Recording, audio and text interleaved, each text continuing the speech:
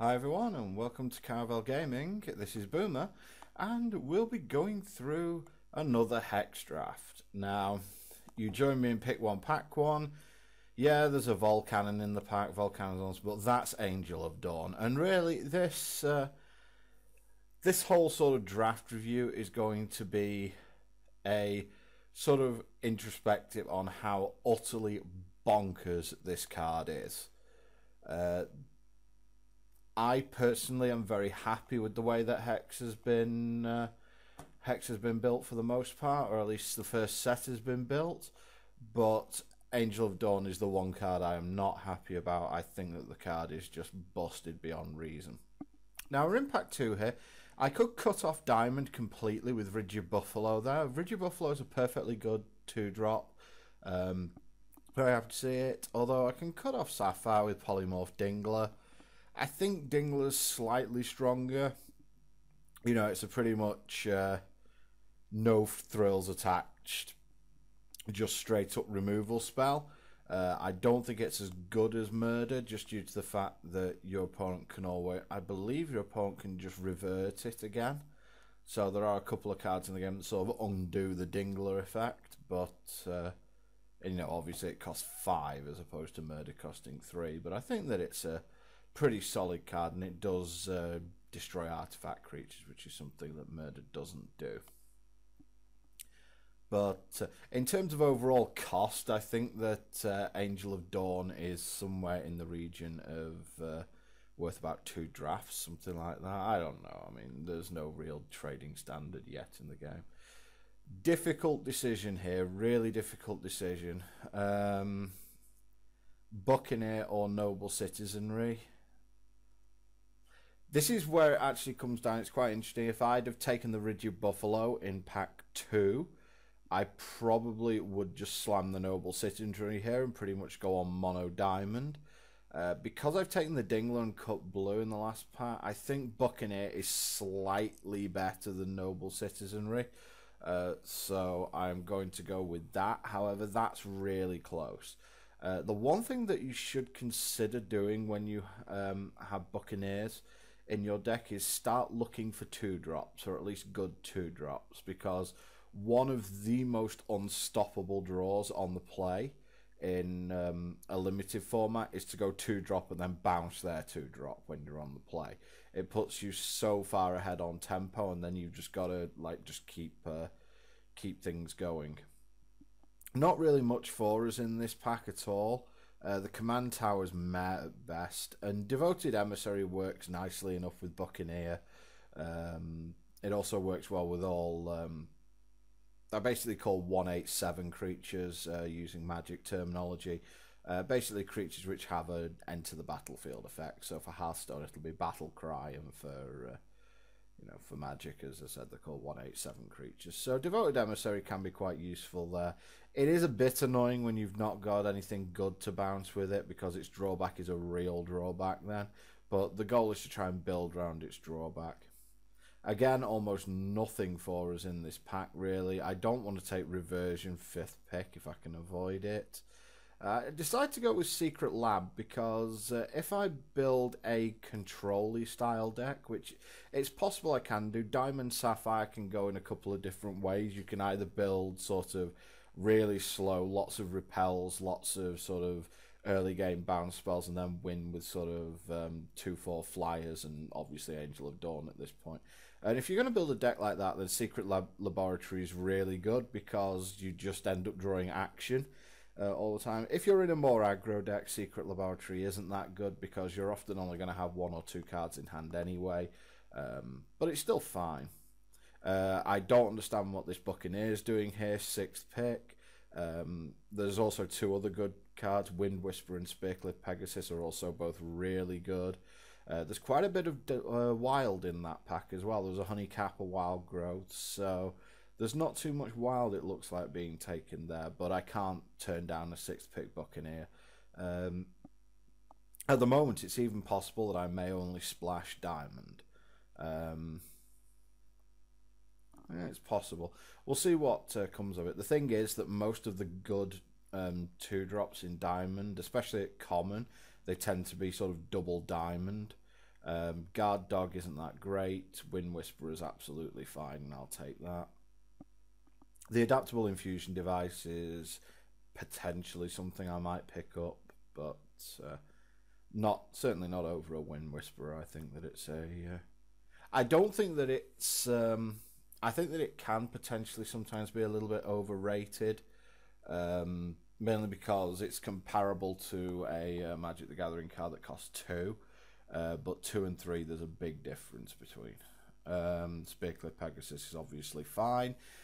Spearcliff Pegasus and Quick Strider and Effigy as well are often going to be sort of the meat of your diamond style decks. Either sort of a very efficient 2-power flyer or a 2-power first striker. They're all generally going to be very good drops for you. Diamond and Sapphire really are quite well catered to for 3 drops, so I think that you don't have to go sort of seriously looking for them in the early game. Not much here. It's really a choice between Protectorate, Sorcerer and Stoneclaw Gargoyle. Personally, I think I'd probably take the wrong one there in the Gargoyle, mainly because, again, it's another signaling thing. If I take the Sorcerer there, there's no diamond card in the pack. I'm probably not going to play either of them unless my deck really wants sort of a 20th or 21st card. So, that's the sort of level that they'd be in my deck. So, really, considering there's not much between them, I'd rather cut a colour from the pack. As you can see, I'm just checking out the casting costs at the moment. As you can see, I've only really got 3s, 4s and 5s. Because I've got 2 Buccaneers, I really would like to start picking up 2 drops here. Because Buccaneer tends to be... I would say it's a lot less effective when you don't already have at least board parity. The times when it's utterly devastating are when you're either already slightly ahead on board or you are at board parity, and Buccaneer just puts you way ahead on it just puts you way ahead on tempo, and then your opponent's always fighting back. And adding mana to mana cost with Buccaneer is harsh, because obviously if your opponent does skip his next shard drop or something like that, then you have just literally put a removal spell, and it's almost impossible that your opponent's going to come back and win the game from that position. Just picked up a couple of Wrath Seekers there just because I don't really want to play against it if I can avoid it. I'll take the Briar Legion here just to avoid having to play against that deck. The Mega Briar Legion deck is actually pretty harsh. Again, I'm going to take a Honeycap because one of the decks that can genuinely threaten me is a sort of big green monsters deck or big wild monsters deck. Because at the moment I don't have any repels or anything like that I can use to deal with big creatures. So that went okay. It obviously went really well. I ended up with an Angel of Dawn, so it obviously went well. But I've not got anything sort of overly amazing at this point. This is a very poor pack for us, really. I actually think I take the wrong card there. I ended up taking Blinding Light just because it's a little bit of a combat trick. Occasionally when you get involved in a tempo fight, sometimes sometimes this is going to turn the tide. But I think I was better off just taking Effigy there. Just another 2/2 flyer. Or a 2/2 first striker, depending on how I want to arrange my deck. I want to have a little bit of a discussion once this deck's complete about choosing your champion as well, because you'll see in the first round at least my opponent makes the mistake of the fact that he puts I think he definitely puts the incorrect champion in his deck, and Lee and I have both talked about this in the past as well. We've got some nice potential pickups here, the Pegasus, but the Citizenry, I would put Citizenry as probably, it's alongside Repel, as probably the best diamond common.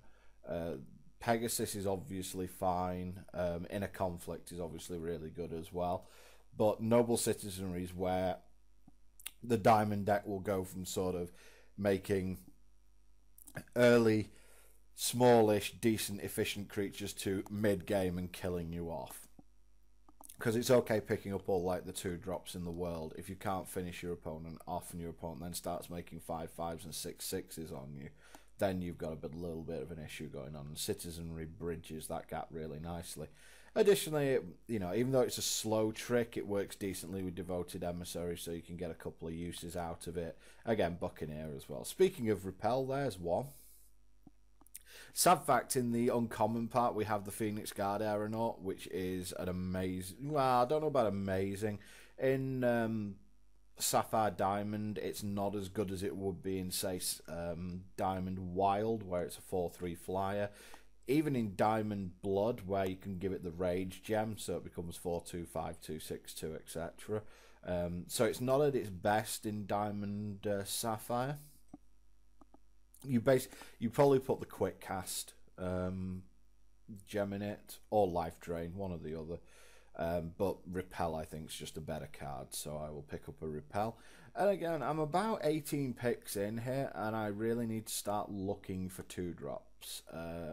Really, for Sapphire and Diamond, I want to be looking for Rigid Buffaloes. Righteous Paladin's uncommon, so I don't think we'll be seeing many of those, although they go well with the Spearcliff Pegasus. Got a Demented Demolisher there, one of the few rares that actually makes it round the table. Rigid Buffalo, really good 2-drop. Time Ripple is also fine. I do think that Time Ripple's more likely to come round the table though, so I decide to pick up Rigid Buffalo here.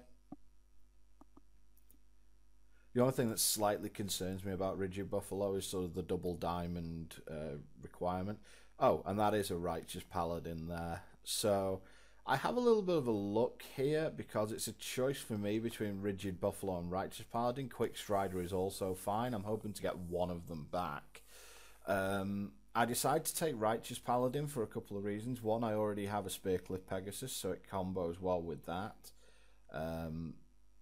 Oh, and there's another Rigid Buffalo, so we're picking up we are picking up our 2-drops now. I am aiming. This deck doesn't look very control-y for the way that it's coming down. It looks like it's very much going to be a sort of make a guy, bounce your opponent's guy, and then try and finish them off either with an Angel or with a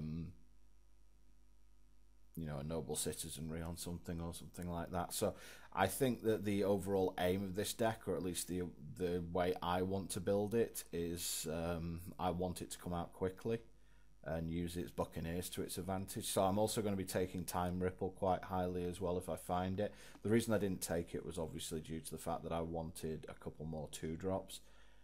I'm also going to start taking things like Spearcliff Pegasus quite highly now. Obviously because of Righteous Paladin, so they're really nice cards to pick up. Anything with Life Drain, but I don't think many diamond creatures have Life Drain. Unfortunately, that Aeronaut's not going to come back, but I think I still made the right decision with Repel there. You do need some kind of defense. Okay, what have we got here? Just one thing, always check like the gaps and things like that, because sometimes the card doesn't load.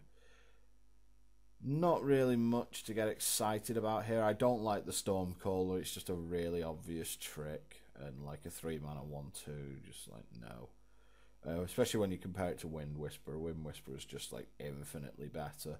Might have gone with the 1-mana 1/1 flyer over a second Stoneclaw Gargoyle there.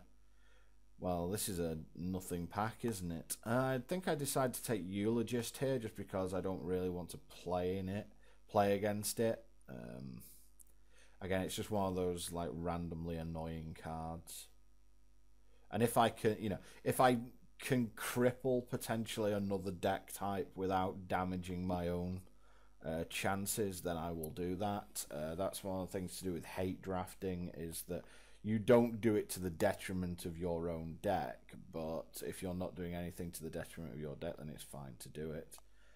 Take the Welding Bot there. There's nothing else really that I'm that interested in.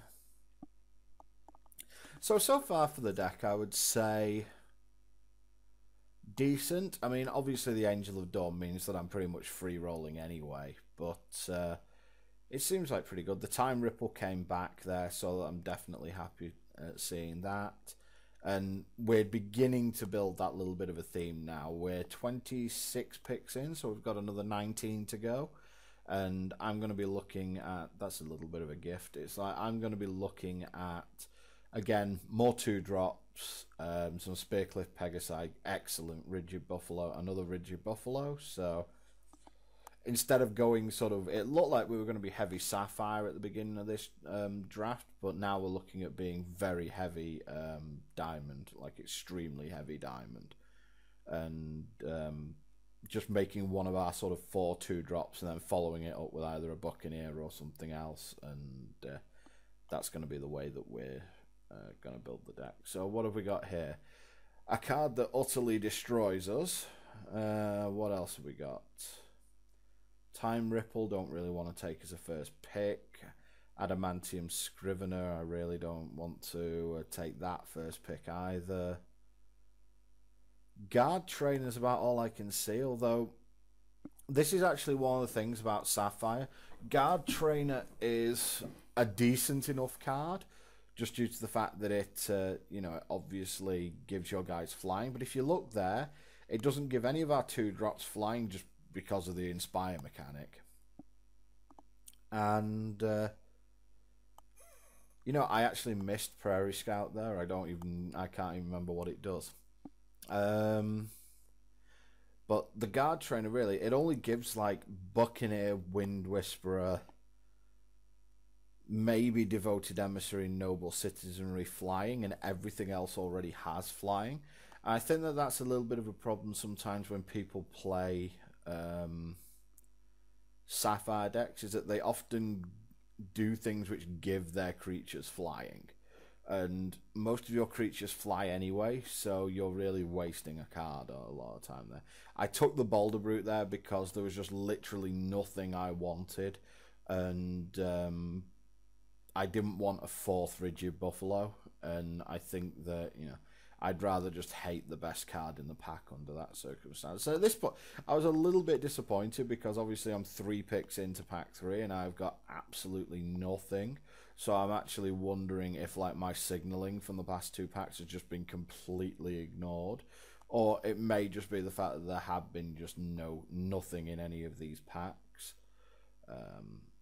And as you can see here, we get the what do we get here? We get an Inner Conflict, and we get a Spearcliff Pegasus, and a Time Ripple, and a Sapper's Charge. So there's a ton of stuff there, but Inner Conflict's just the best card. We're going to be using sort of our Inner Conflict, our Buccaneers, our Time Ripples.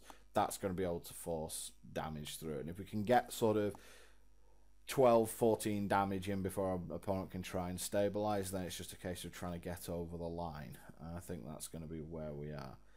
Close call here. Monkey of the Nine Tails is an interesting card for sure, especially with a lot of Buccaneer, especially with a couple of Buccaneers in the deck. You can potentially like turn one of their guys into a monkey, then bounce it so they can't cast it again. But I think that it's a bit tricky. It's a bit wombo combo, and really, Spearcliff Pegasus is the type of thing that we're after at the moment. Combos well with our Paladin, etc. Well, there's a Research Librarian which does nothing, and another Spearcliff Pegasus, so we will take another Spearcliff Pegasus. And that's going to be the core of our deck now. We've kind of got the 3 Buffaloes, the 3 Pegasi, 2, the Paladin as well that goes quite decently with it, and then we've got our sort of tap your guys. After that, it's sort of our make things difficult for you guys, and that's really what we're looking to do with this deck, is just make things, you know, put a clock on our opponent and then make things difficult. 4th Spearcliff Pegasus, I guess. I guess I'm really hoping to draw that Righteous Paladin. As you can see, I'm looking at the Phoenix Guard Trader now, and I actually think I'm going to use the Guard Trader more as a lightning magnet more than anything else, or at least what's called a lightning magnet. Basically, it means that you put it out there in the hope that your opponent will kill it rather than kill one of your things that actually matters. Because as you can see, there's only about 3 creatures in my deck where it actually matters that the Phoenix Guard Trainer is in play at all. fourth, Rigid Buffalo or Mesmerize. I decide to take Mesmerize here. Again, it's another thing, let's make it difficult for our opponent. It also gives me an out to something like Wind Whisperer, which could potentially make my life very difficult. Having said that, though, that's only if your opponent's terrible and uses it on... having said that, though, no, you can declare attacks, they can tap your guy, and then you can Mesmerize it, so that's fine. We get a second Time Ripple there, awesome. So, you know, the whole bounce sub-theme of this deck is beginning to really take shape. And as you can see, it's just all 2-drops and 3-drops. So I am definitely looking at 16 land for this, or 16 shards for this deck.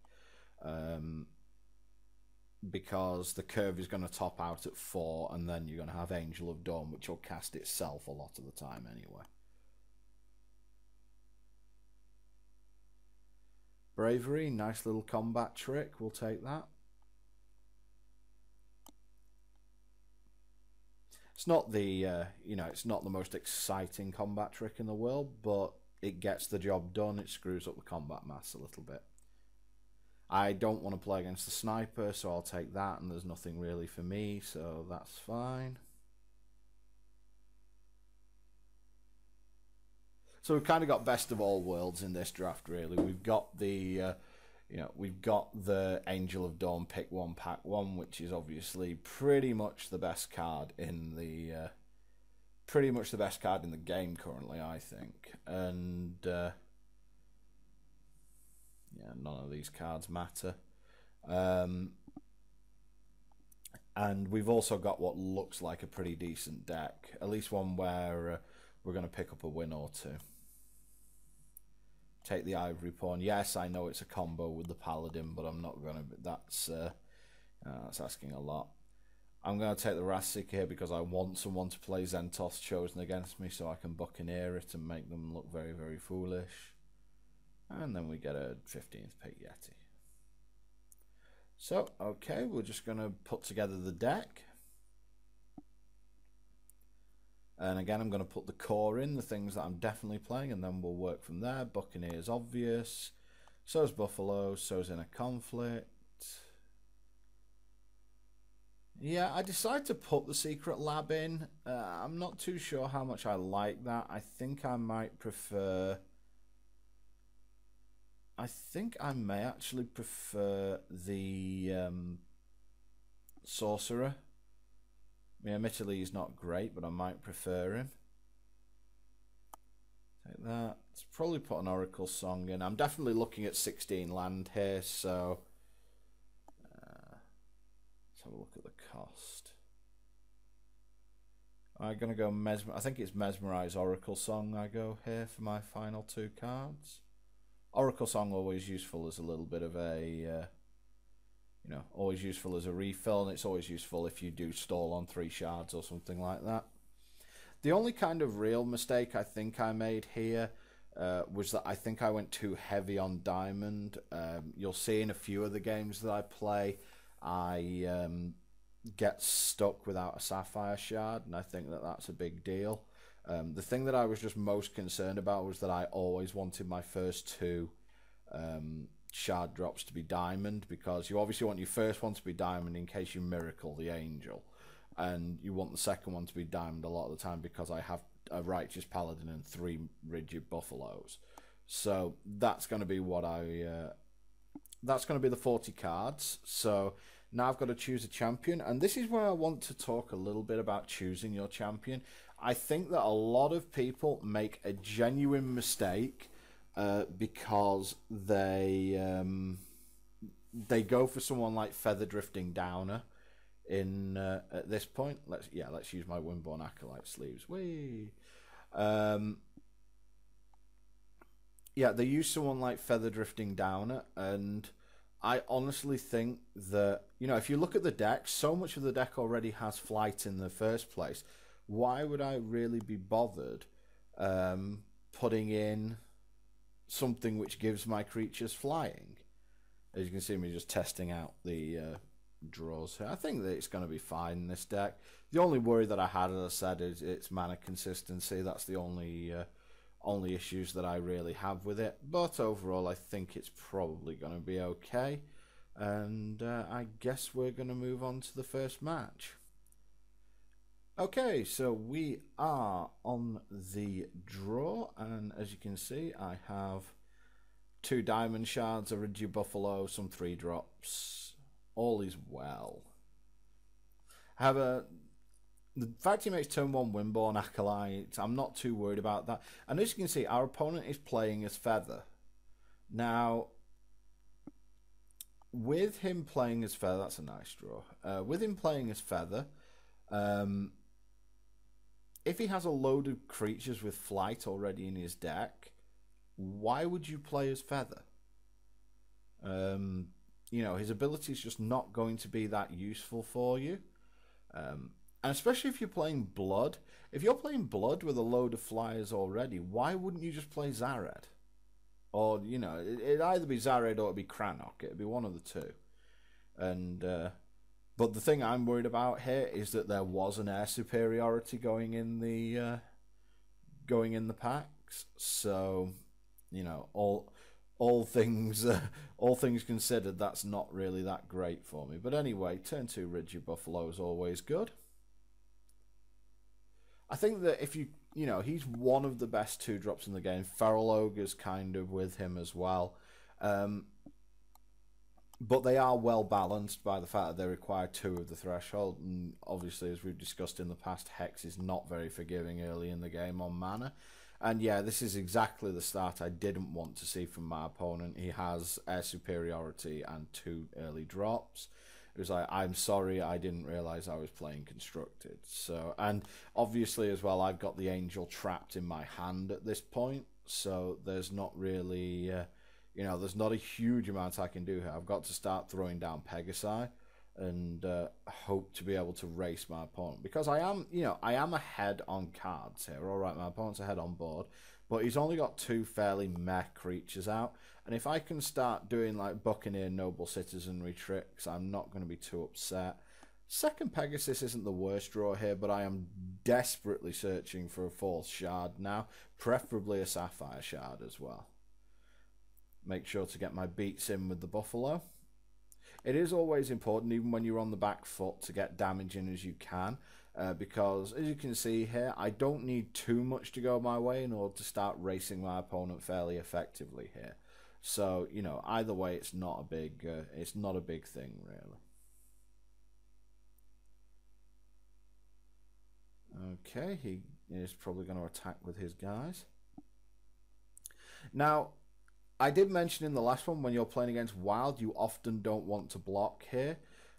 I decide to block for both race reasons and the fact that, really, I mean, he could have Blood Aura and Sapphire Aura for sure, but that does use his entire turn, so I'm not really that upset if he does it.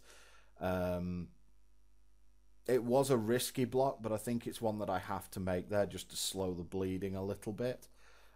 He Inquisitions me there, which is harsh, but he takes the Angel, and I really don't agree with him taking the Angel. And, you know, it's one of those things where it's like, oh my god, he's got an Angel, I've got to deal with it. Well, yeah, but look at everything else I've got in my hand. I would say at that point, the Noble Citizenry is way more dangerous than the Angel, because the Noble Citizenry is what's going to win me this game.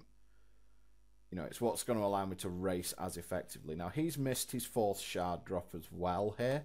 So I guess that, you know, we've got a bit of a cripple fight going on.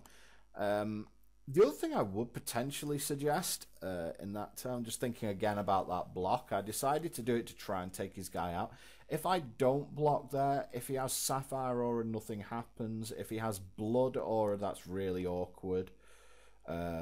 Because he has, then he has a life linker and I can't race it. So yeah, I will, you know, I will accept that. I'll accept that that probably wasn't the best block, because I can always just hit crack back for sort of 6 or something like that. So what do we draw this turn? Oh dear, we are in trouble, aren't we? Well, I guess the play is Wind Whisperer here. Because we can untap, and even if we miss our shard drop, we can then make Buffalo and have Wind Whisperer up. I don't want to attack. You know, I could attack first and actually bluff that I've got something. That's definitely one thing I could do. My opponent... But again, I've only got diamonds showing, so the only trick I can really have is repel. And... Not repel, sorry. Bravery. And either way, his 3/3 trades are my 2/1 anyway if I have bravery. So therefore I can only really attack with the Buffalo, and again that relies on him knowing that I can potentially have bravery at that point. So depending on what level your opponent's on, you might not want to block there. But now I'm just praying that my Wind Whisperer lives, because if it doesn't, I don't have a way back into this game. Okay, comes in with his guys, and he doesn't have anything despite making his 4th shard drop. So I'm a little bit worried about something like either Atrophy or like the 2/4 Socketable that you can play as a quick guy. But again, I have no option here. I just have to attack and try and race him a little bit. Let's make another Buffalo. And as you can see, because the Wind Whisperer is now active, I've got him down to doing me 2 damage a turn. And with my, with the fact that I have 3 2-power guys on the board, that all, that do survive against his 2/4 for the most part, I can still win this despite the fact I'm horrifically mana screwed. I can just come back and, I can come back and make this a game.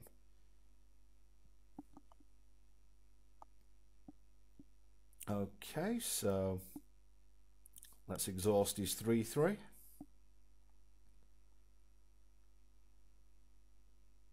And hopefully he doesn't have a trick or anything like that. I am surprised because he was mana screwed at the start, and he's just made 2 shard drops and he doesn't seem to be doing anything. Now I think he's got to make a decision whether he comes in here or because obviously I can crack back for more than he's hitting me for, especially if I can draw a removal spell or something like that for his guy that potentially comes down this turn. Yeah, it's the 4/1 Socketable. He makes it 5/2. This is fine for the moment because again it trades with all my guys. So let's see if I can draw my 4th shard. Nope, but I do draw Bravery. Potentially something I can use, but again, at this point, I'm actually winning the race because of Wind Whisperer here. So, again, keep the pressure on your opponent. Don't give him an easy time of it. Keep that pressure up. Keep making dem Buffalo. It's like all I can do is make Buffalo. That's it. So let's see what he does now.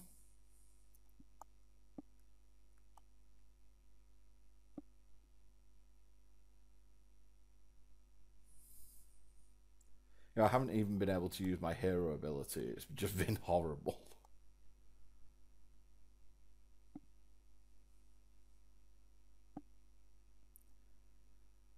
And now he's thinking, because I think it's probably just hit him that he's behind in this race. Terrible Transfer is a really annoying card to have at this point, although I think he'd have been better saving that because he can kill pretty much any of my creatures with it. So doing it on his own turn at this speed doesn't really help him that much. He can get in with his 3/3, but again, if I draw, I think anything at this point.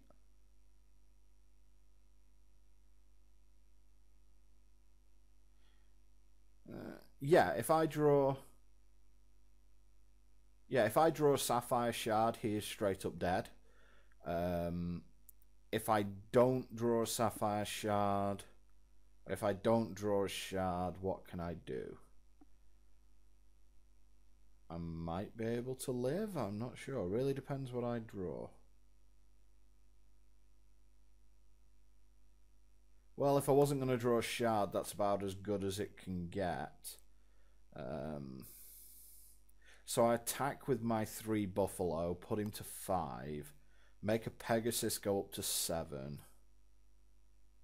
Again, do this post-combat just so you can at least rep something. I think that was a little bit of tilt really there, rather than doing what I should have done.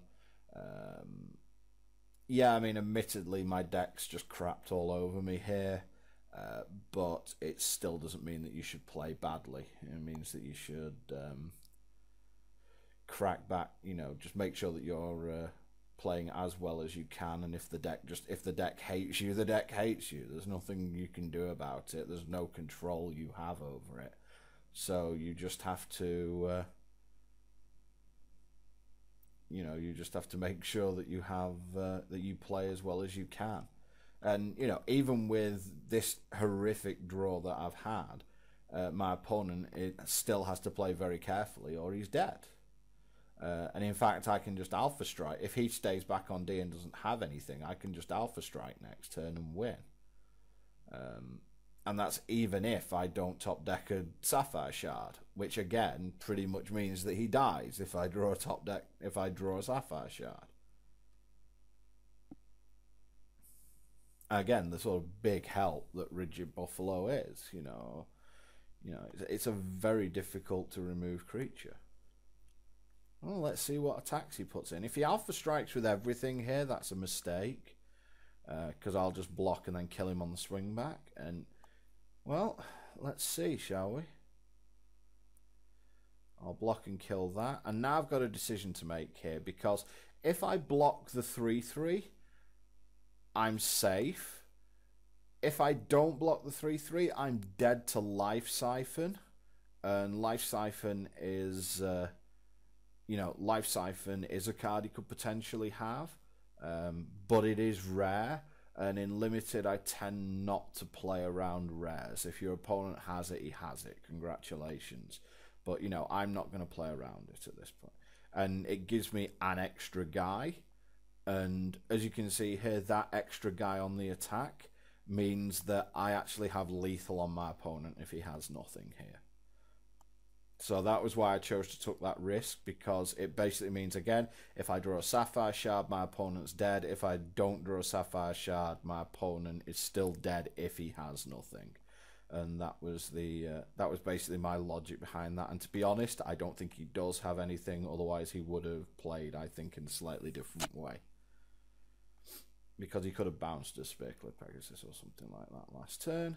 So I go for it. This is the this is the moment of truth. Let's see if it's good enough, and it is. And despite not drawing a 4th shard in that first game, and my opponent coming out with 1-drop, 2-drop air superiority, I managed to take that one down. So yeah, that was. Let's just say it was a tough one, but it worked out fairly well for me. So let's now head to game 2, I think, and wondering if I should bring something in. To be honest, again, I think this is a main deck mistake that I've made, to tell you the truth. I think that I should probably be playing Sorcerer or Gargoyle, one of the two. Instead of Secret Lab, because I think that I'm not going to have the cards in my hand to be able to use Secret Lab. Although, having said that, though, in the end game, it tends to be something that's quite useful, because it pretty much means you're always going to draw gas. So if you're in a, if you're in sort of a top deck war situation, it's a kind of use it, and use it if you don't draw anything, leave it there if you do draw something.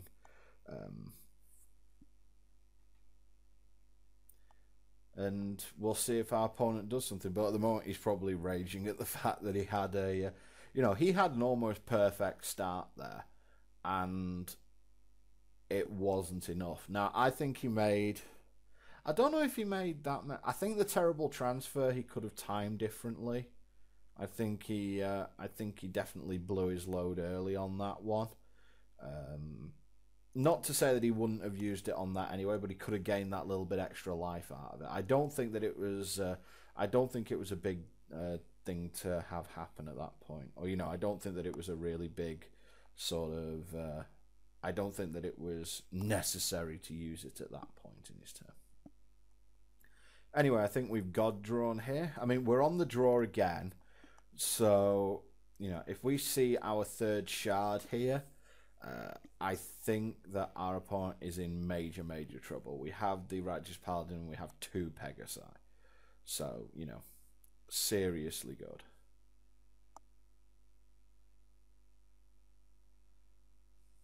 Let's get rid of this chat window. the one shard you don't want to see. Was actually tempted to make it for white on turn, or diamond on turn 1, so that I have 1, 2, 3. But I think I'm probably going to need it for Sapphire at some point. So that's why I held back on that. Okay, fair enough. Paladin is good. And let's follow that up with some Pegasi. Or at least that's going to be the idea. I can actually go Pegasi, attack, bounce my Pegasi with an emissary, make Pegasi, make Pegasi. So, yeah, that'll be pretty good. Fate Rack, huh? Well, it looks like he's got a fairly schizophrenic deck going on that, because it looked like, you know, game 1 was all about a fast flyer deck, and now he's playing Fate Rack. It's like, if you're playing a dedicated mill deck, then I can understand Fate Rack for sure. But he's not playing a dedicated mill deck, so just playing it as a card, I'm not sure I like. I did have another option there, which was to make the shard on Sapphire and just make a Buffalo. However, I think that this is probably a bit more efficient, just due to the fact that even if I don't draw a Sapphire shard, I can make another Pegasus next turn, and that will, you know, that'll make my guy 4/4, and I'll be fine with that. Okay, makes a 4/1. So, sad times for me. I'm probably going to have to sack the Paladin in, but, you know, I'm actually okay with that. Let's see what I draw.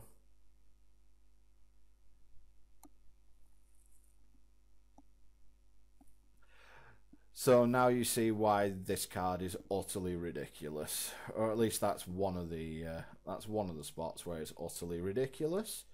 So let's give myself some Sapphire, and I'm actually just going to attack with the 3/3. Yes, I could wait. I could just attack with the Pegasus, make another Pegasus to make it 4/4, and then have Bravery to, or my hero ability to potentially make it 5/5. Yeah, I think that's probably a little bit better. But then again, if he wants to trade his 4/1 off, that's absolutely fine. If he doesn't trade his 4/1 off in the hope of trading with my Angel, I have the Bravery in order to stop it. I also, you know, if I draw a shard, I make my Angel 5/5, and then he can't stop it. So, you know, there's a million different ways where I think that, you know, things are going to go fairly well for us. Plus, he hasn't got a Sapphire shard yet.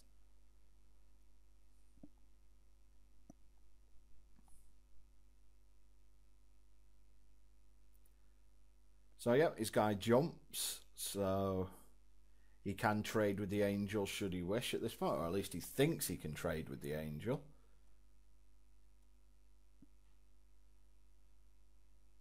If I were to draw a Buccaneer at this point, it'd just be absolutely disgusting. Okay, so he makes the Coyote. He socketed it with the Rage Jam, which I think that's okay. I don't think that there's any major problem with it. Jumps it to make it 2/4 flying. Okay.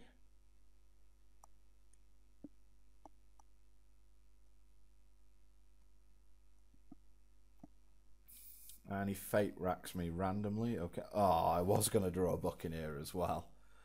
Oh, sad times.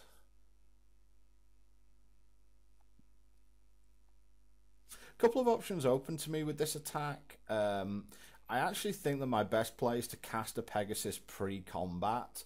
So either way, I'd blow him out completely with Bravery here, especially now that I've drawn that. Yeah, I don't like the way I play this. I think I get lazy. Yeah, I think I get really lazy with this if I'm remembering correctly.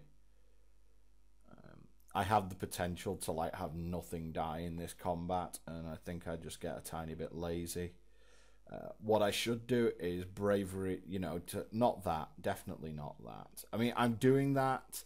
That is such an obvious tell that I have bravery in hand doing that. Because why would I do that if I wasn't able to trade somehow with that 2/4? Yeah, that's a really really bad sort of attack for me, because it just feeds him the 3/2.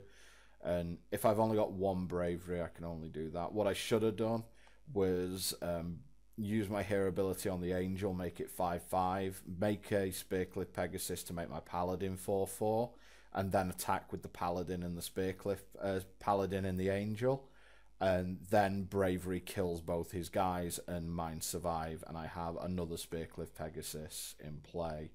So yeah, I definitely made a bit of a mess of that attack, I have to say. I don't think it's actually going to stop me. Incantation again, I do nothing card. Yeah, sure, you end up with a 6/4 in play. Well done. Yeah, awesome. And what are maddening nightmares? 6/4s.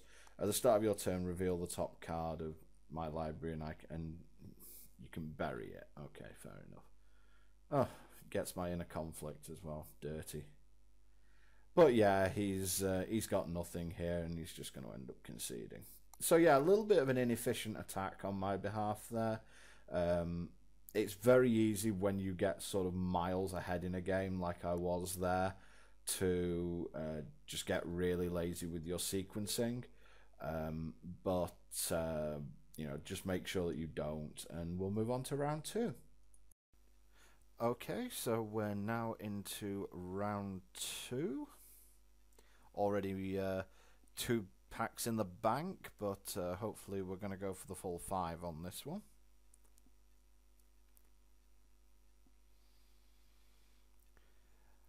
Let's see what we get in our opener. Oh boy.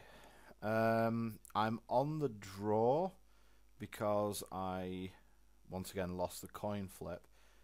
I'm keeping this. Often you will not keep dodgy mana hands, because really the best that can happen to you is that you are in the game. Whereas I think on this occasion, if I draw a diamond shard in my first 2 draws, I am pretty much always going to win. So yeah, I decide that that's going to be the way forward for me. Deck going for a bit of a troll on me on that one. Gives me a Sapphire shard, but oh well. It's still not terrible. I can still go like Spearcliff, Buccaneer. Really depends what he does. Chaos Key, huh? Thing is, none of my guys are actually, aside from Angel of Dawn, obviously, none of my guys are actually that impressive. So I would say that it's probably one of the least, one of the least scary things. And yay, got my second diamond shard. So I think it's almost impossible for me to lose this now. Saying, did you have a tough round 1? I don't want to give too much away, obviously. I just said, I'm actually tempted to say I didn't draw shard 4 in game 1, but I don't really, that could give away that I'm not playing many, I'm not playing many shards. So I'm just going to say, in part. Wind Whisperer could be annoying, but it's not too bad when, oh god, a Time Ripple as well. It's like, yeah, this, I'm pretty sure this game just got pretty badly out of hand. And the thing is, Chaos Key, while it can remove anything, it's like 5 mana during your own turn to use it. So that is that's a serious commitment to using it. You basically have to skip your turn in order to use it. I'm actually almost hoping I don't flip the Angel here, because even though it will pretty much guarantee that I win the game, I don't want my opponent to know I have it. So, yeah. you know, pretty much always take the one if you can. And he misses his 4th shard drop. So yeah, that Buccaneer screwed him over good style. Wow, we got Noble Citizenry as well. I'm not going to use it immediately, though. I want to develop my board even further. I just want to put... also, the fact that, you know, he does have the Chaos Key in play. He could also have Repel here. So while I'm on board, I would rather develop my board than make one of my guys bigger, just due to the fact that he can have Repel. So let's just dump down another Pegasus and let's put the let's basically put the screws to him while we can.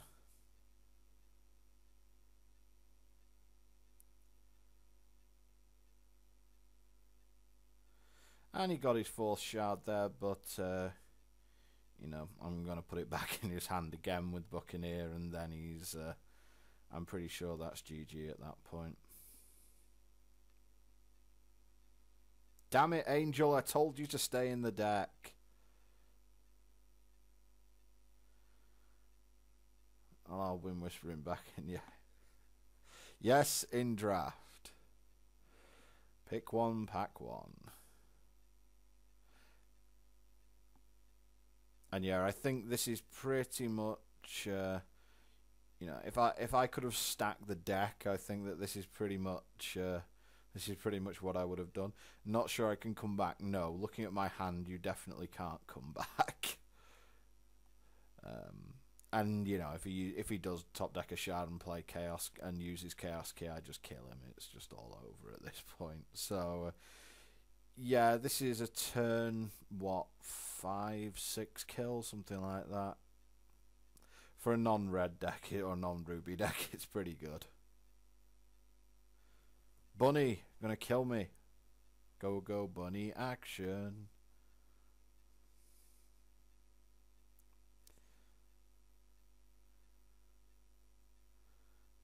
I could inner conflict his bunny just to be a complete troll, but I think that we'll just do what we have to here. I almost skipped attacking there because I thought that it would highlight my guys, and it doesn't. This actually comes back to bite me, I think, in the first game of the final. But yeah, the bunny's not going to save him here, and that's GG. So yeah, that was pretty much the deck in, yeah, this is what this deck is capable of mode, and it's frightening. It is what this deck's capable of. It is frightening. I don't really think I want to make too many changes. That said, I haven't seen much of his deck. You know, he's not Blood Wild Shinare, which is the strongest version of Shinare. So I'm guessing he's sort of a Diamond Wild mid-range sort of deck with you know, bunnies to sort of hold the ground. Is that what he is? Either way, I think I should really break that type of deck. He can potentially have some stuff which is pretty annoying for me, but we'll see what happens when we go to game 2 here.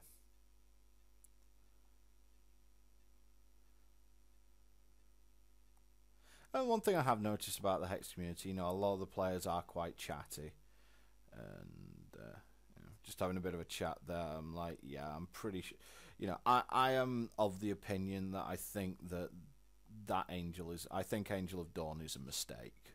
You know, I don't think that it should be. I don't think that it should be printed in its current incarnation. I think it's way too strong. I think it's way too much of a limiting factor on certain decks. I also think that it's a card in Constructed where basically, you know, it's like if you are playing Diamond, you play 4 Angel of Dawns. You know, that is pretty much the rule. And, you know, alright, some people have just made it a mission to play Diamond without it, and Diamond is strong enough to do it, but I'm pretty sure that you are actually just hindering yourself if you're not playing Angel of Dawn in your Diamond deck. Yeah, and I think Umikami's saying exactly the same thing, that he thinks that Angel's probably the one card in this set that he really doesn't like. and I think it's the same for me as well. It's really, you know, it's not a card in this set that I really like. Number one, it's very RNG, so there's no skill in slamming a turn 2 Angel, you know, and there's no library manipulation either in Hex as far as I'm aware. So, you know, aside from like Captain of the Dragon Guard, you know, where your Angel's already died, you can put it on top of your deck and then put it into play for free as a 5/5. But you know, it's just the fact that it's so strong compared to everything else that, you know, alright, they made it legendary rarity, but at the end of the day, rarity rarely factors into anything in Constructed, because if people want the card, they'll just buy it. If they can't, you know, if they don't open it in packs, they will just simply buy it. Anyway, as you can see, my goal at this point, the ground is gummed because he has Rigid Buffalo. So I am going to be, you know, I'm going to be racing in the skies at this point, I think. Yep, no blocks. But yeah, I mean, the Hex guys have said they're not going to errata any more cards. In other words, change the text on them. But I wouldn't object to them changing like the Angel to at least make it 2 diamond threshold for when it comes into play, so you don't have this turn 2 rubbish when it comes in.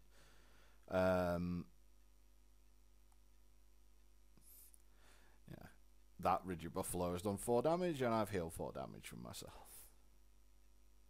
I can, even with Devoted Emissary, I can bounce my own, you know, I can bounce my own Spearcliff Pegasus. And he comes in for 2.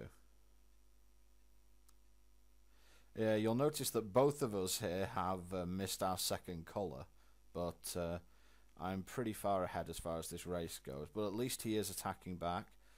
Oh, I need a Sapphire Shard really badly.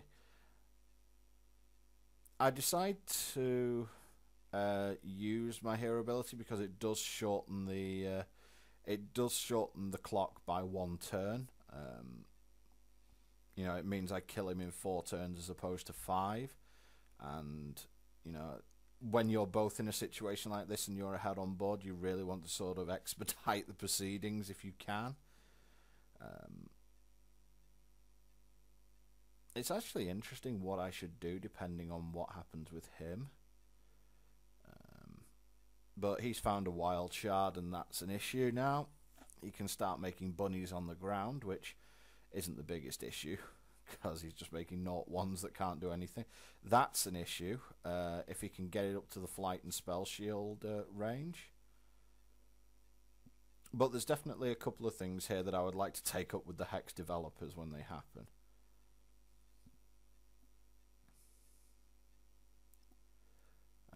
I'm not sure whether the game is supposed to work that way or whether it isn't, but you know, it's kind of interesting. And yeah, he casts in a conflict on my 3/2, so again, I'm still winning this race at the moment, and now I've got a Sapphire Shard, so cool beans. And I attack for 2. I think do I make a mistake here? I'm not too sure what I end up doing. What I should do here, I think, is Emissary my 3/2, because it can't attack anyway, so I might as well just gain the 2 life. I think I Emissary the wrong one. Yeah, that's a bad move. Bad move. I should just Emissary the 3/2 there. It doesn't change my clock at all. It does gain me 3 life. I'm not quite sure what I was thinking of there. That's just really weird. And he puts my 4/3 in a box. But I do have the Time Ripple for a potential blowout on that side. So that's something that I will definitely be looking towards. You actually have noticed the light levels going on in this. Basically, the sun in the afternoon goes down over that side of the house. So it goes incredibly bright, but obviously it goes incredibly dark when you, when the sun, when it's either morning and the sun's on the other side of the house, or it's. So yeah, I've made a bit of a rod for my own back here. So I'm going to cast Spearcliff Pegasus and not get in for 2 damage that I could have easily got in. So I've cost myself 2 damage there by making that stupid decision. And all these little things add up during a game. That 2 damage could be very difficult, especially if he gets to 3 wild, and he puts some kind of like wild aura on that Dandelion Sprite. Then there's definite issues. I have definite issues here, and I'm going for the blowout here with the Time Ripple. He does have 3 cards in hand, but it allows me to put back the correct Spearcliff Pegasus this time. I think I can just take... I try and kill his Dandelion Sprite here, which I think is okay. I'm trying to kill it, and the reason for that is that, if it gets to Spell Shield, then it's really annoying. Radiant Armor's a meh card, it really is. Alright, it makes the guy difficult to kill, and this time it's done it, but any other combat trick would have been fine. And 3 mana is a lot to pay for a combat trick like that.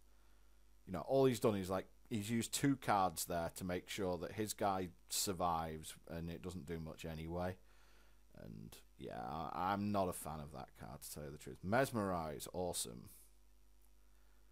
And so I can tap down his Dandelion Sprite before it gets hexproof. And I want to do that just because I can always buccaneer his 2/8 back to his hand.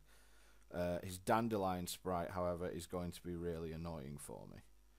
Okay, he just prevents some damage with a bunny. That's always fine. And again, I'm sort of stuck on shards here, but that's the whole point of playing a, the whole point of playing a 16 shard deck isn't that I don't, is that I don't have 8 shards at this point, so I can't complain too much.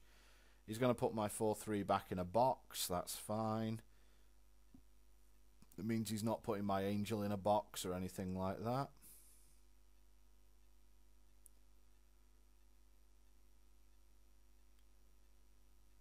And yeah, I think there is a song about that, but obviously this is YouTube, so you can't put anything that might even remotely be copyrighted. So he hits me for 2, awesome sauce, whatever. I have 5 cards to 1 advantage here, so I'm... oh, good draw. So I'll buccaneer his 2/8 and probably just make my Spearcliff Pegasus back, just because, gain some life. The other thing I could do, yeah, that's also an option, because my Pegasus isn't actually a creature at this point, it's just 3 mana, gain 2 life. I think that casting Oracle Song there is probably a little bit superior. And here's something you might not have expected to happen. Yeah, for some reason my Mesmerize doesn't work anymore. And this is something that I that certainly doesn't make sense as far as the rules go, because I targeted that creature with Mesmerize 3 turns ago. So it has an effect on it, but that doesn't mean that I'm targeting that creature. So I'm pretty sure that that's a mistake with the game's programming, because...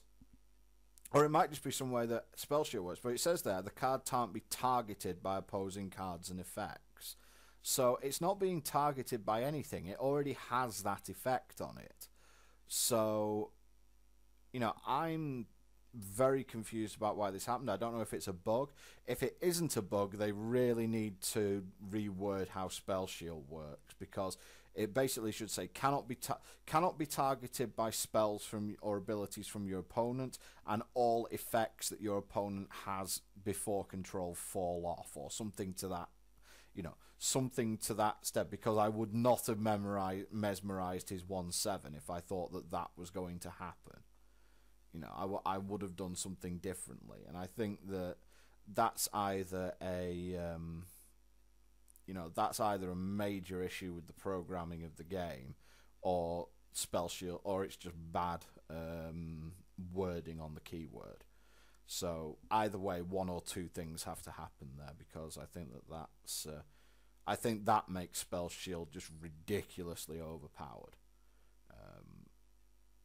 Although I suppose that is Dandelion Sprite the only creature that can actually... Because that would also mean that because there's a Sapphire card which says target creature gains Spell Shield, if it knocks off all... You know, if it knocks off all bad effects as well, surely that card's amazing. So, you know, I can't say that I am a huge fan of... I cannot say that I'm a huge fan of that, the way that that happened. Now, also, you'll notice my opponent... Oh, no, my opponent hasn't done anything yet. Yeah, everyone, yeah, we're just having another chat about Angel here, and me saying, yeah, it's basically 4 of in every diamond deck. It's like, yeah, it's ridiculous. So yeah, it looks like he's playing a sort of really dirtly wild diamond deck with just like Spell Shield dudes. I think my deck's definitely better. Dandelion Sprite is surprisingly annoying. It's one of those cards that you don't really give a huge amount of respect to until you've played against it, and I've always found it really irritating. But yeah, I don't get this attack from him at all. It's like, I think this is a really bad attack, because, you know, I can just crack back with my Angel for 4 times as much damage.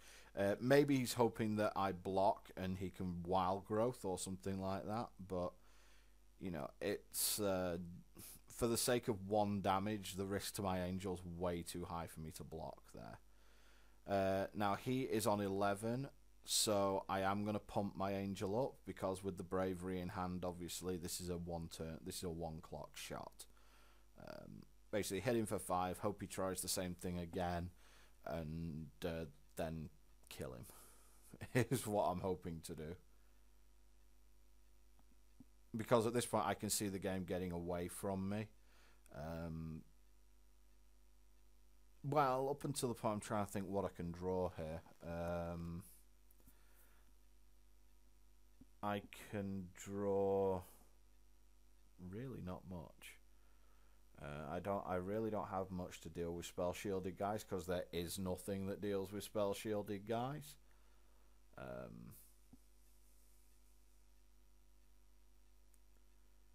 He's got a 2/8 on the deck as well. I guess I can just draw like 2 more Spearcliff Pegasi, or I can draw Wind Whisperers and things like that, and just eventually just get through. Secret Lab obviously would be incredibly good at this point, because it means that I am just going to draw gas while he draws lands. Buffalo's fine, you know, Buffalo is absolutely fine, because it's just another guy that's coming in, and all I need are just more guys at this point. Because what I want is enough guys to attack so that he has to lose guys and then attack again, and then I attack again. But I'm going to need 2 or 3 more guys for that, unfortunately, so not too sure how well this is going to go. I hold on to the Shard of Fate there because it doesn't increase my number of charges, and Secret Lab would actually be a decent draw at this point. My other hope, of course, is to charge all the way up again, make my Angel a 7/7 and break through that Dandelion Sprite. However, every turn that I don't attack with my Angel is a turn that he can potentially draw a Repel or something along those lines.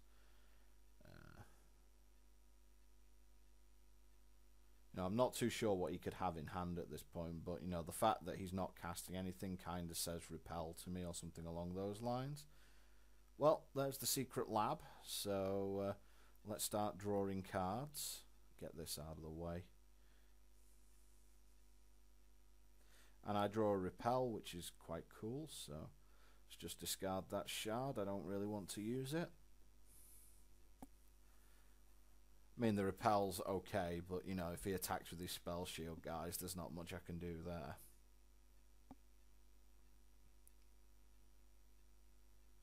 Okay, Tyrannosaurus Hex, I guess. 6/4, huh? Okay. That's a thing, I guess. Well, it's a repellable thing.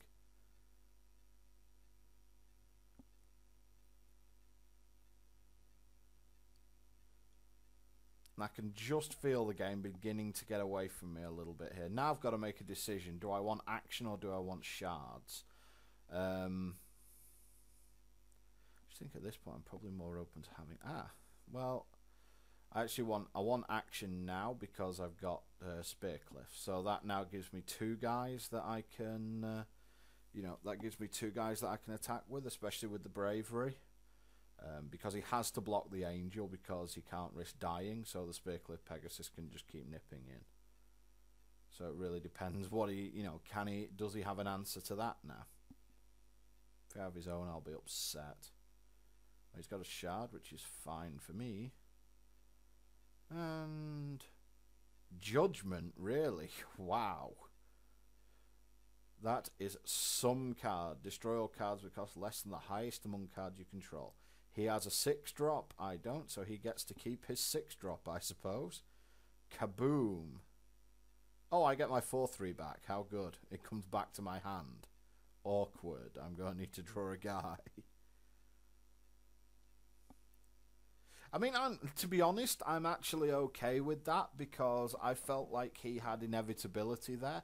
He's not to know that by any stretch of the imagination, but the fact is that he had... he had a guy who was always going to hold my angel off there.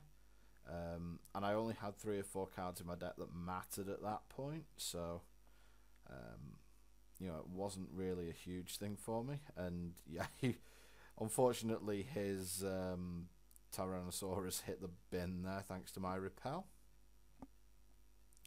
See what I draw here. Cool, it's a guy, so I can just put 2 guys in play. Can finally get my devoted emissary down again. Yep, pick up the 2/2. He spent a lot of time in a box this game, but he's finally getting to do his thing.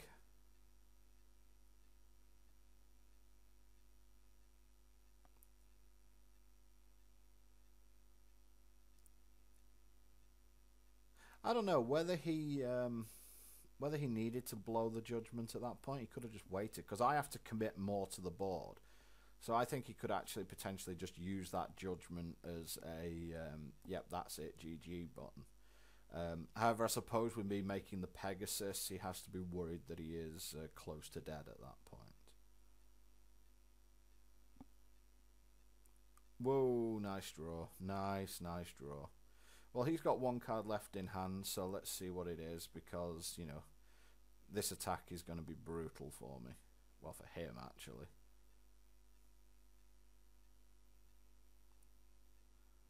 We're going to see what that 1 card in his hand is.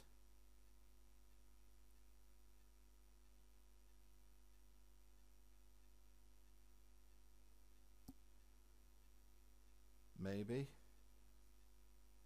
And there you go, it's Angelic Ascension, turning his guy into an angel. Well, unfortunately, he's going to get bounced before he gets turned into an angel. So that fizzles that. I guess you've got to block. Probably the 2/2. And Bravery finally gets its day. There you go. So there you go. Random Bravery has actually been quite good in both games. I think it was definitely possible for my opponent to beat me in this game. He has a sort of rather annoying to beat deck, like really high toughness creatures, not necessarily a lot of power, but really high toughness. And just genuinely difficult to beat sometimes. And now he's got a Steadfast Bunny.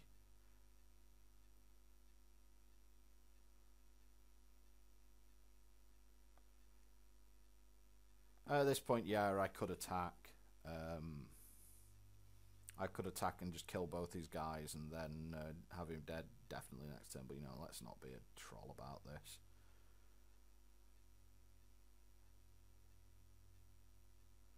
And that was a pretty good draw as well. Yeah, it is true that it's potential that you know, the Angel would have eventually won me the game, but I think he did have the resources to stop it. Yeah, I think that number one, the first attack with the 1/7 was a mistake, and when I had the Angel out, because I got 5 free damage in at that point, and I think that you know, he definitely took damage he didn't have to, and then I think he blew his judgment a little bit early. But anyway, we're on to the final now. And we are up against Zared, so that's going to make things a little bit more difficult for us. And we're mulliganing, so all these things are working nicely for us. And we've drawn our Angel of Dawn. Awesome. Well, let's see how this goes. You pretty much never want to draw your Angel of Dawn, so because you can't get the smirktastic Angel of Dawn slam, but hey.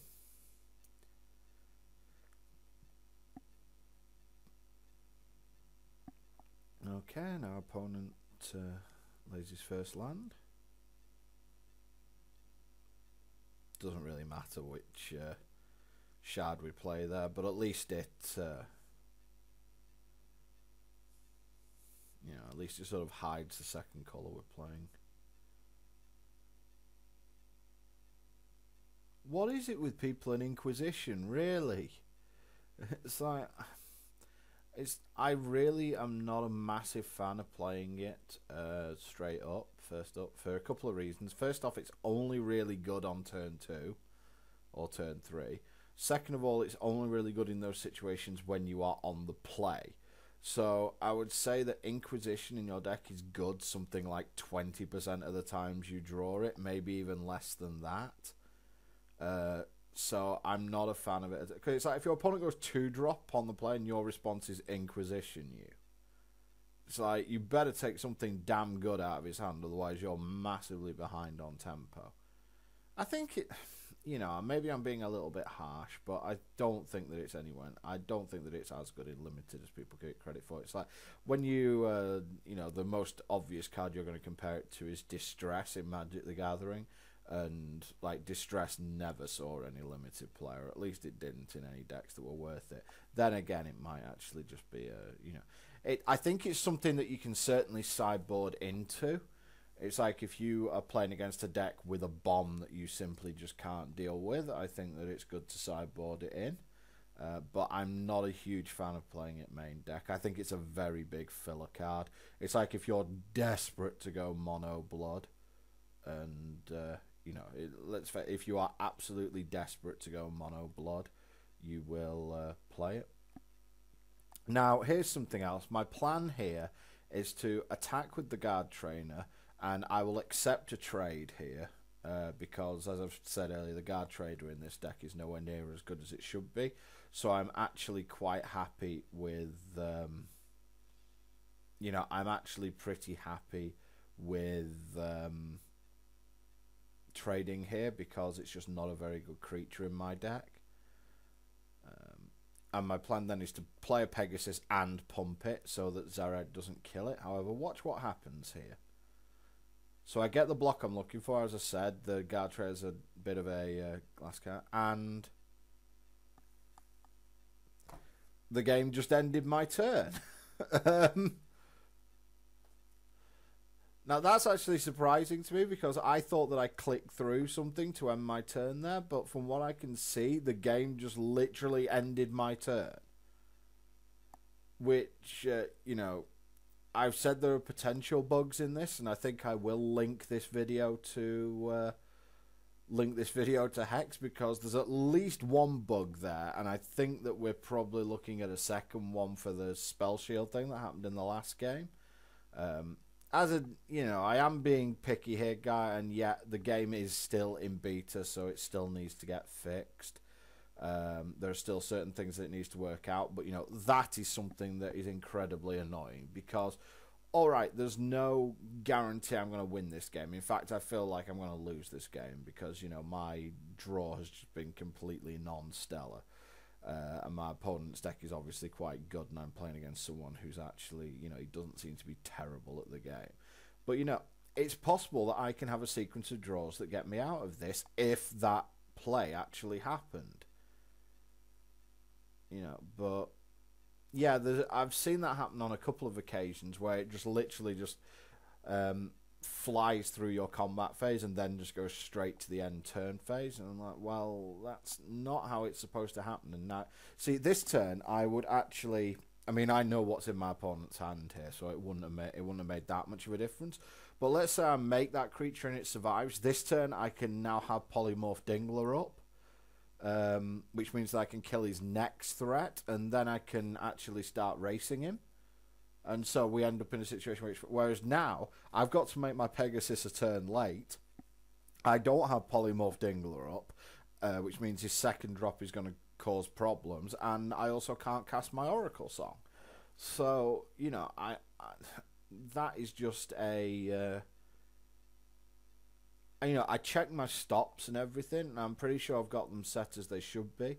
And I think it's something in the way the game's designed. It actually, you know, in order to keep the game flowing, it wants to, you know, if it thinks you can't do anything, it will skip ahead.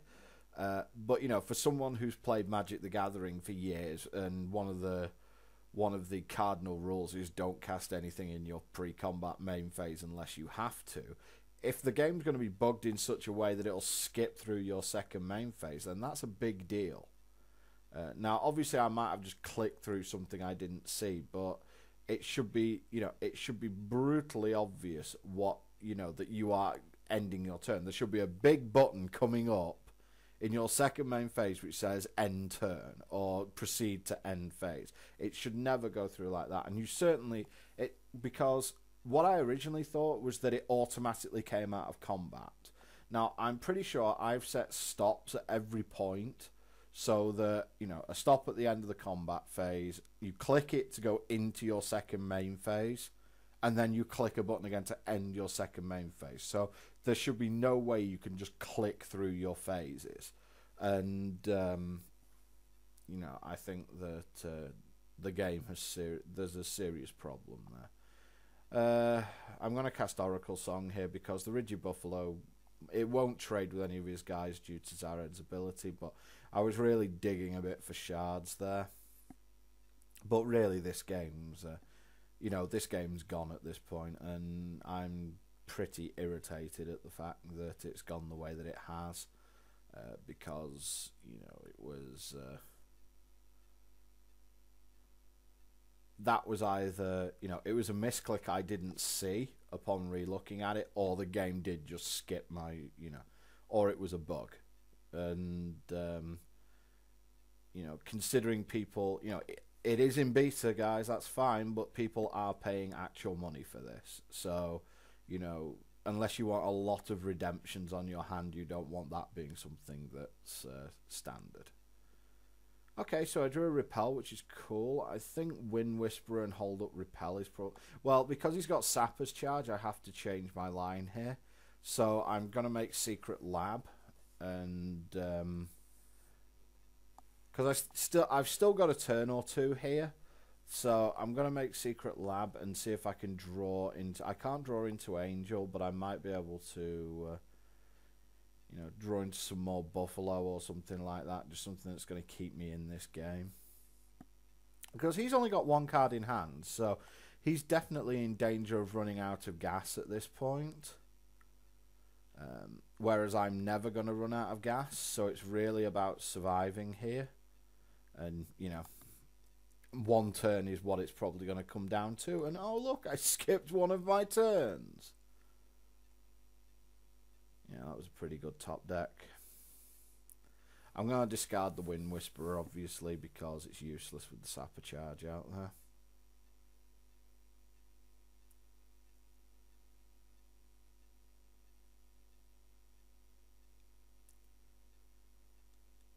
And I can hold... Yeah, well, I've got another Buffalo, that's fine.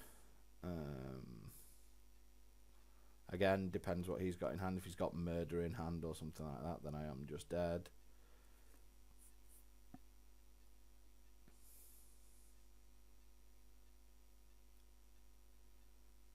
Does he have something else? Well, what's that last card in hand?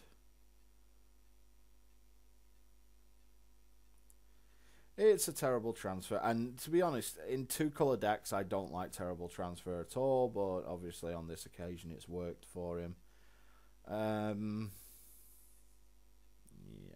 And this is the sort of downside of Secret Lab, especially against a deck like this. This deck has, you know, he's playing Inquisition, he's playing Giant Corpse Fly, so, you know, Secret Lab's just a really bad card against his deck.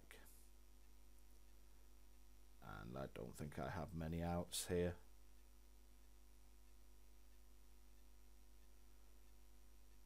Can't make that because it dies to Sapphire charge.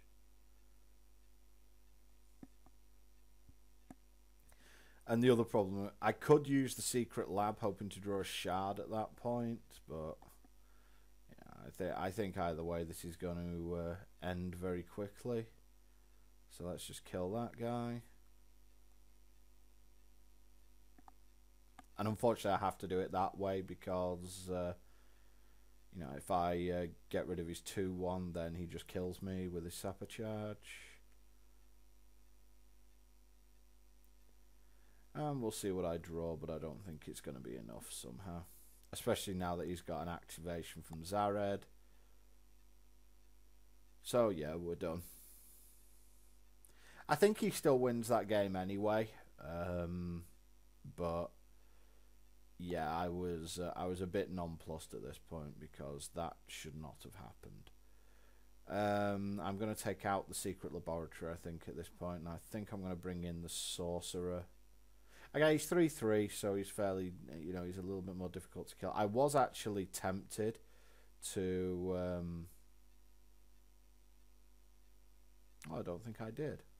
Yeah, I am actually tempted to bring in Paladin here. The reason for that being that 3/5 is pretty difficult to kill for a deck that doesn't have murder. And I think that, yeah, I think I prefer Paladin over Sorcerer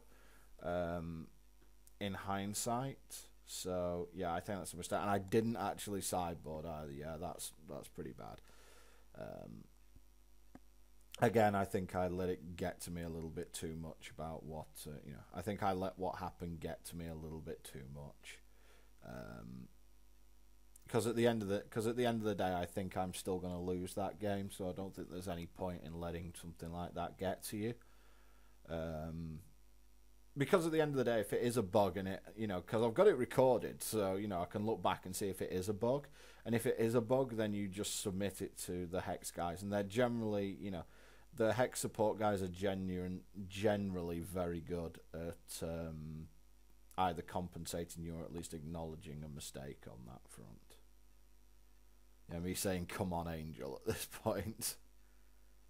That'll be pretty brutal. It'll be a pretty nasty start. Well, that's a pretty nasty start as well. Righteous Paladin.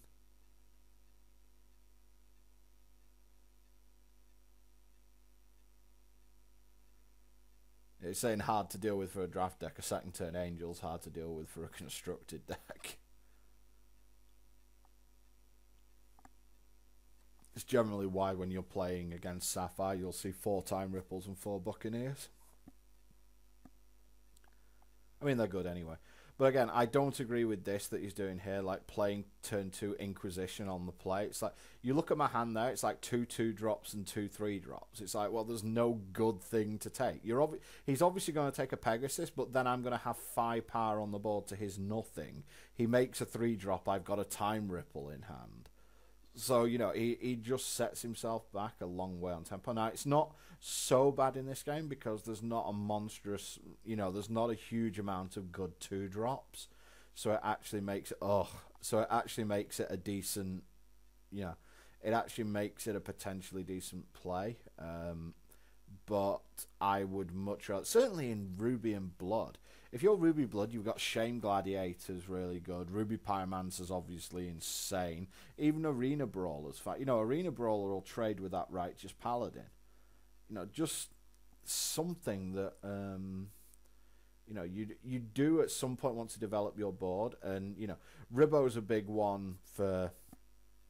You know, he's always a big one for saying, you know, loads of people concentrate way too much on card advantage and not actually winning. Now, that obviously applies in Hearthstone. Card advantage is a much bigger thing in games like Hex and Magic the Gathering. Obviously, Giant Corpse Fly is like the worst card ever to Buccaneer, so I'm actually just going to offer him the trade with the Spear Cliff if he wants it.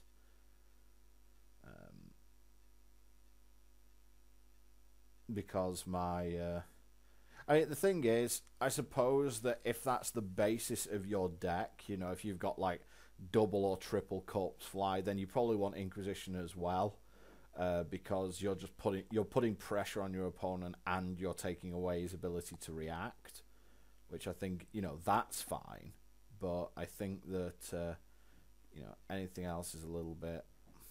I think just having it in your deck is a little bit of a problem. These things are so much worse when you're on the draw. It's like Giant Corpse Fly on the draw is just miserable a lot of the time. Okay, shrinks my Paladin. So he's going to make me use my Time Ripple here, or put my guy in the bin.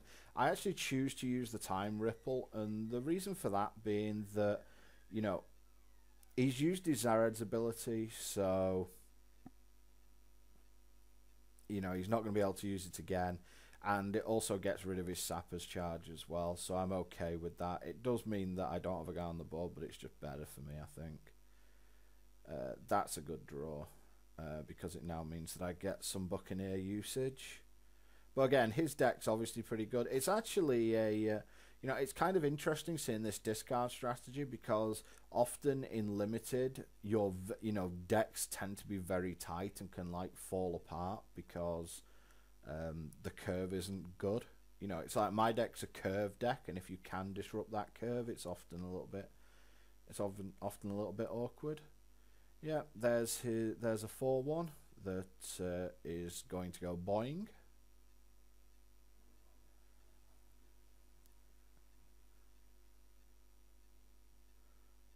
And here it goes. Doing. And in for 3, I suppose.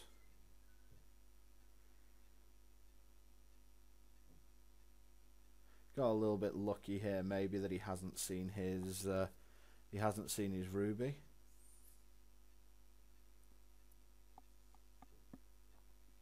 So, you know, we're sort of both decks struggling a little bit. He makes another Corpse Fly, so he's, you know, he's obviously on this like discard plan. I get rid of the Wind Whisperer, and the reason for that is that I think the Devoted Emissary is going to be better over the long course of the game. But again, I am going to offer him the trade. Oh God, what a peel! I am going to offer him the trade here if he wants it. To be honest, if I didn't draw the second Buccaneer, I would probably make the Devoted Emissary here. But I am just quite happy with him. You know, I'm quite happy with him putting his guy in the bin here, because I don't want to make Devoted Emissary here because I want to. Well, either way, you can keep the pressure up for sure. But really, I think the way, because he's on 8 already, I think the way I'm going to win this is Buccaneer, Emissary, Buccaneer. And, you know, he makes the 2/1 for 2. That's fine. His deck's actually pretty good. You know, he's got like the Dark Spire. When you're playing Ruby and Blood, I think it's really important you get things like Corpse Flies. Because if you just let your opponent do what he wants to, pretty much every colour combination is actually more powerful than Blood Ruby in terms of what it can do. So what you need to do is make sure that your opponent can't play his game. So maybe, you know, going back to that Inquisition thing, maybe it's okay, but I'm still, you know, I'm skeptical against my deck, put it that way. If you're against a deck full of like 4 and 5 drops, then it's fine. But if you're against a deck which is mainly 2s and 3s, then I think that you put yourself a bit too far behind on tempo.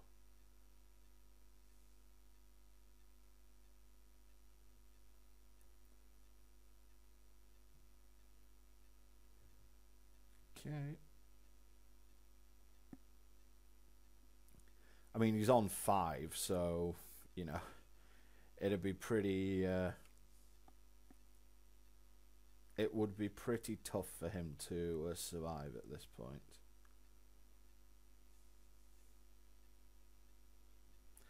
Okay, back to 5.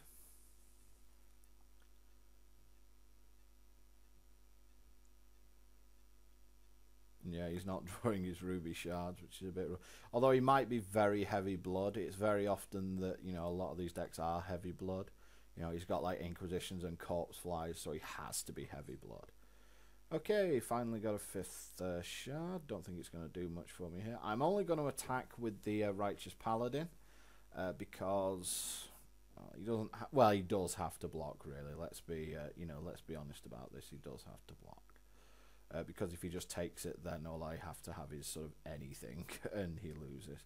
So he blocks, and I'm going to pick up my Buccaneer with the Devoted Emissary, and that is going to be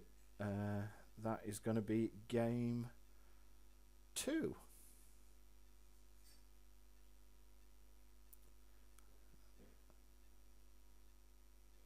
Well, unless he has Extinction, that'd be that'd be pretty good.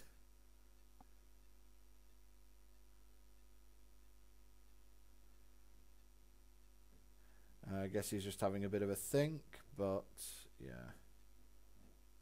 Yeah, he can't beat the 3rd Buccaneer, and that's one of the reasons why the Emissary is in the deck, because I have a lot of stuff to just reuse it with. So, 1 game to decide it all, I suppose. And do I actually take the Secret Lab out now properly? Yes. I would put the Paladin in. 3/5, huge, you know, very big backside on it. Sorcerer, I don't know. I mean, I can very, since I'm on the draw, I think I prefer the Paladin over the Sorcerer. But I could definitely see going either way here. If I'm on the play, I think I go Sorcerer because it's the way how I'm gonna shove through most of my damage, whereas I think on the draw, Paladin might be a bit better as a defensive card.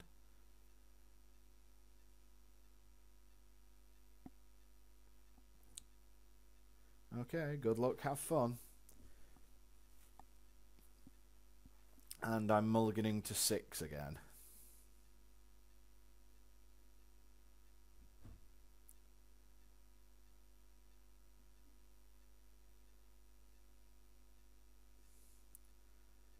Is he mulliganing as well?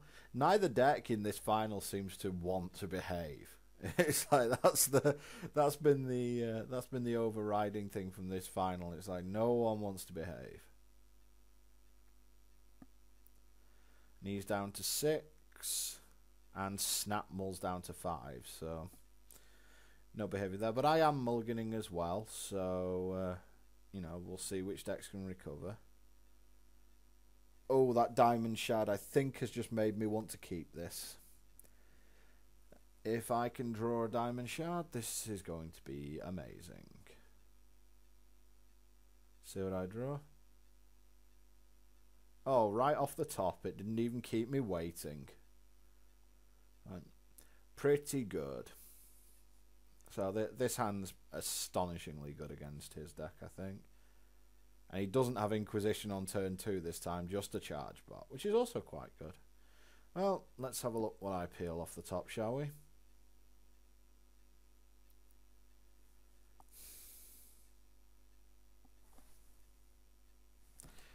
What are you going to do, eh? You know, what are you going to do? He said, yeah, that might be too much. And yep, I make a Rigid Buffalo to go with it as well. So how's this 6 power on turn 2 working out for you? You know, working out quite well. And of course he makes a tapped, well, not a tapped, but he makes a shard that doesn't gain him any mana. It's like, this is ridiculous. Why is this a thing in this game? It's absolutely ridiculous.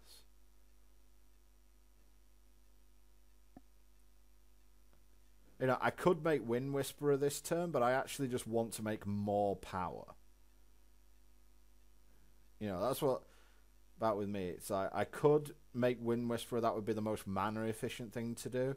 But I don't have a 4-drop in my hand, and you know I can always make Wind Whisperer next turn. I want more power, more stuff on the board, because I want to be able to kill something that he drops. Well, the Sorcerer is serving a function. Get in the bin. Bin. Yeah, there you go. Look at this catastrophe, honestly.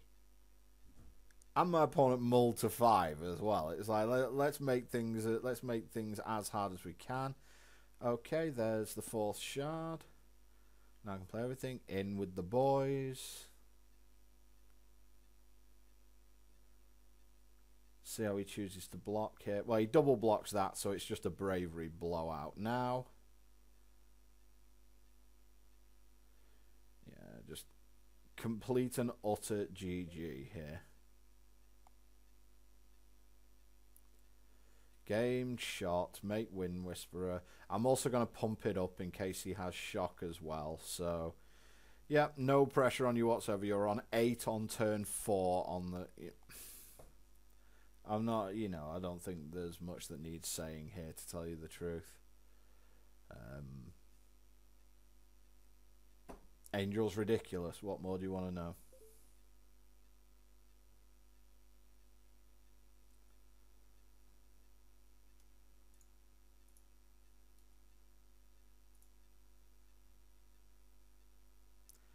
And yep, it says he's got nothing. Well, there's not much that you can have to stop that. Murder's about all you can have. And Angel is what it is. And 3-0. So that's it for this draft. It's 3 winner. Angel of Dawn is utterly ridiculous. 5 boosters, 20,000 gold. All things are good. But that's all that this draft has been about. And yep. Ridiculous card, and glad I got it. Anyway guys, that's it for this video. Thanks very much for watching. This is Boomer for Caravel Gaming. Please leave your comments below, and I'll see you next time.